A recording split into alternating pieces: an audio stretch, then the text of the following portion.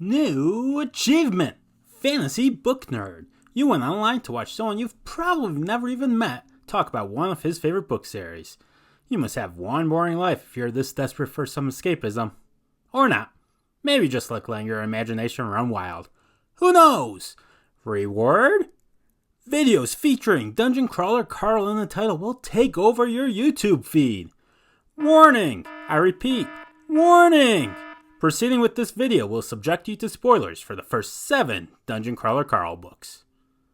Alright, fine. We'll put chapter titles so you can skip any book you haven't read yet. This is my Top 10 list. There are many like it, but this one is mine. Hey everyone, today I am doing what's probably the most difficult top 10 list I've ever put together on this channel, and that's going to be my top 10 favorite moments from Dungeon Crawler Carl. There are so many great moments in this series that it was nearly impossible to come up with this list, but here's my best attempt at what it is, at least today. So without wasting time, let's get started with number 10, Hi-Yo Silver. This is on floor 9, the battle between the pets, when Lucia Mar has Donut and Mongo trapped. Mongo is pretty much stuck on his own against Lucia Mar's dog until Carl can get there. And this takes Carl completely by surprise. He wasn't expecting this attack. Donut wasn't expecting this attack. Catches them completely off guard. And there's been other moments in the series where they've been caught off guard, but it's always been their own lives on the line. In this case, they're not the ones in danger. It's Mongo specifically who's in danger. And anyone who has a pet that has gotten sick or hurt and there is nothing you could do for them knows how much pain and distress that Carl and Donut must be going through at this moment, feeling completely helpless as this ruthless dog who has terrorized crawlers and NPCs and the dungeon in general for 8 floors up to this point is bearing down on Mongo.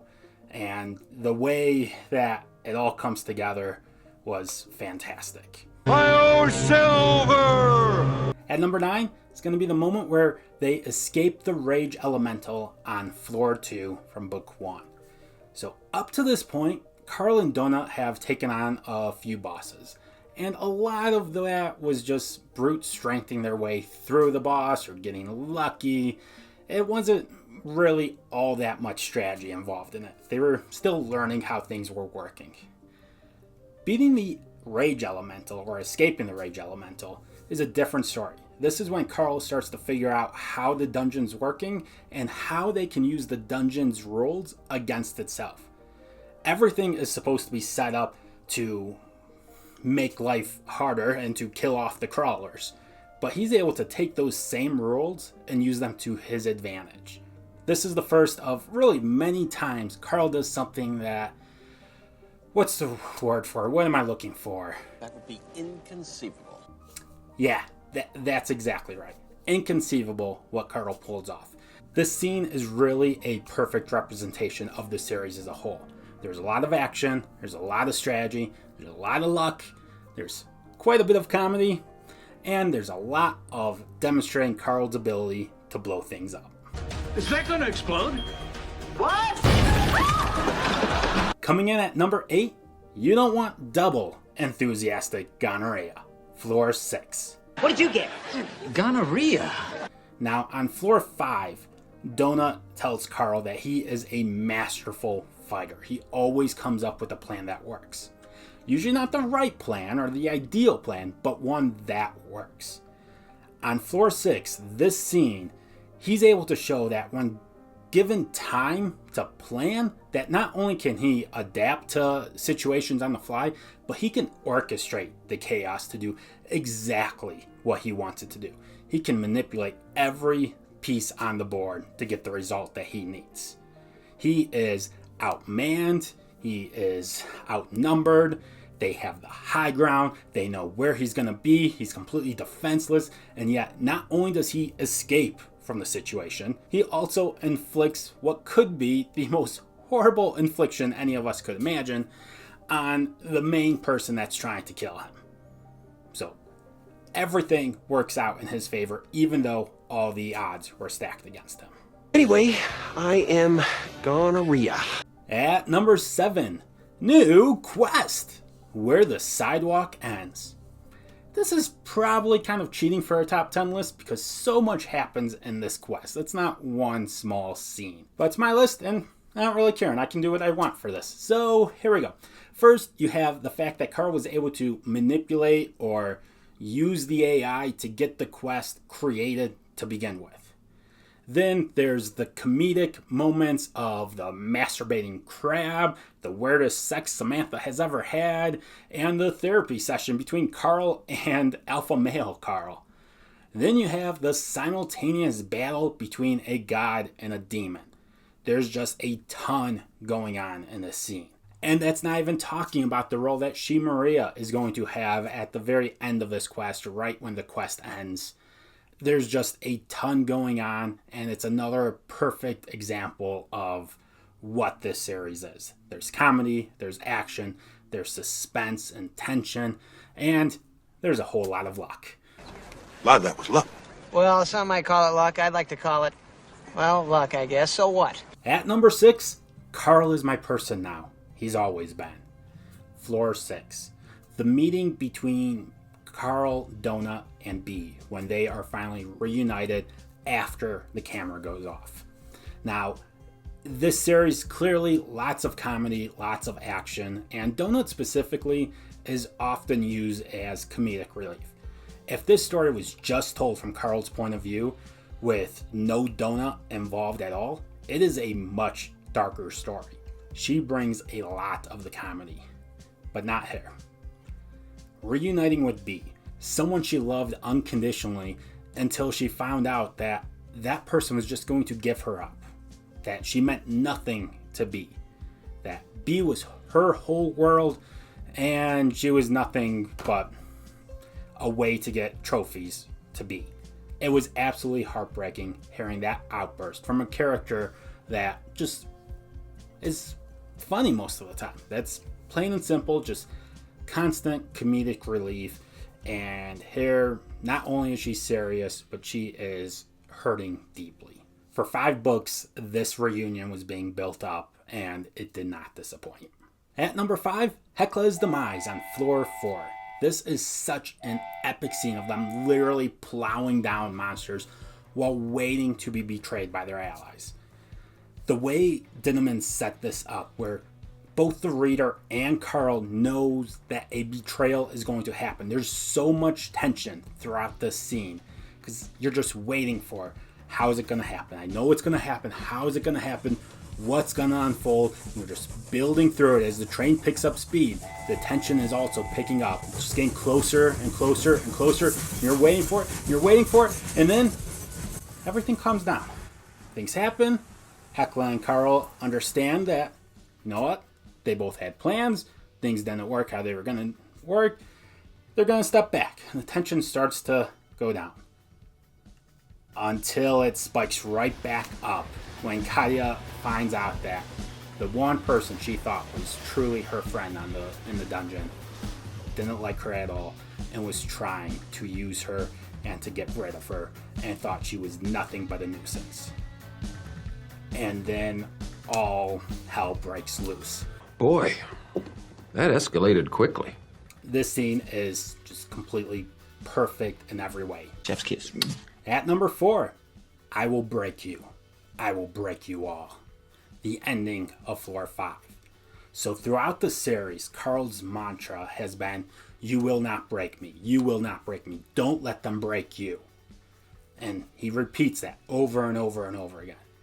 But at the end of floor 5, going into floor 6, when the hunters are now coming to his dungeon, he can turn the tables. He can now fight back. He's been stuck so far, just surviving, just trying to get through another day, another floor, just moment after moment, he's in survival mode. But finally, he can take all of his preparation, all of his anger, all of his strength, all of his strategy, and turn it back on those that thought this was a game. They are entering into his arena, and any who dare to enter do so at their own risk. Are you not entertained? Are you not entertained? when he utters those words at the end of the book 5, I will break you. I will break you all. You can't help but pump your fist and be excited for the battle to come. Then I will break you. At number 3, Surrendalgore's Farewell, Floor 8. This series is honestly full of absolutely devastatingly tragic moments, but they happen at a macro level instead of a micro level, and there's so much comedy throughout the series that you don't really get the full emotional impact of probably 95% of all of humankind being killed immediately, and then just hundreds of thousands getting slaughtered each floor of the dungeon. You don't see that because it's not happening to Carl and his group specifically, and again, tons of comedy throughout the series. This scene is different. Surrendalgore is someone that you knew. You maybe didn't like her, but you knew her. She was part of the team. She was there anytime they had a big battle. She never turned and ran or betrayed them. She was there fighting alongside them. Again, maybe not your favorite character in the series, but someone who was constantly there, someone who was part of their small found family. And not only does she not make it through this scene, the way she does it, the way that she decides to sacrifice herself so that Carl can go on, so that the viewers don't get the battle that they want, so that the dungeon doesn't get the blood that it's seeking. She sacrifices herself to stick it to them, let Carl go on, realizing Carl is humanity's chance of getting back. He's the one that has gotten them this far already, and the one that will take them all the way and show the universe you shouldn't have messed with Earth. And then to take it one step farther, she kills her own pet. She does it in a way where it will come back and be Carl's pet. But that is an absolutely heartbreaking moment of her having to say goodbye to a pet that she loves dearly, and to do it by her own hands. Anyone who's lost a pet knows how hurtful that is, and I couldn't imagine what it would be like to be the one actually throwing that stone to drive them away, a White Fang like scene. It's just absolutely heartbreaking, and this is the type of scene that could make you cry, which is really something I never would have expected from a series titled Dungeon Crawler Carl. Coming in at number 2, New Achievement! Why aren't you wearing any pants? Dude, seriously? This is the first moment in the series where I truly laughed out loud. There are many comedic moments throughout the series, many laugh out loud type of moments, but this was the first one I experienced, and when I knew I was going to love this series. I went into it with very low expectations, not believing the hype, and when I got to this scene, I knew I was hooked. There are definitely other funny moments, maybe even funnier moments than this. This was the first time for me that I laughed out loud, and possibly one of the first times I laughed out loud from any book I've ever read. So it has a special place in my heart. I don't think many people would list this as number 2 overall on their list, but it's special to me, and anytime I think Dungeon Crawler Carl, I think, why aren't you wearing any pants? At number 1, Carl kept the arm. He's going to use it as a back scratch. The battle between Quan and Carl on floor 5. This is another battle that's been building. You knew Carl and Quan CH were going to go after each other at some point.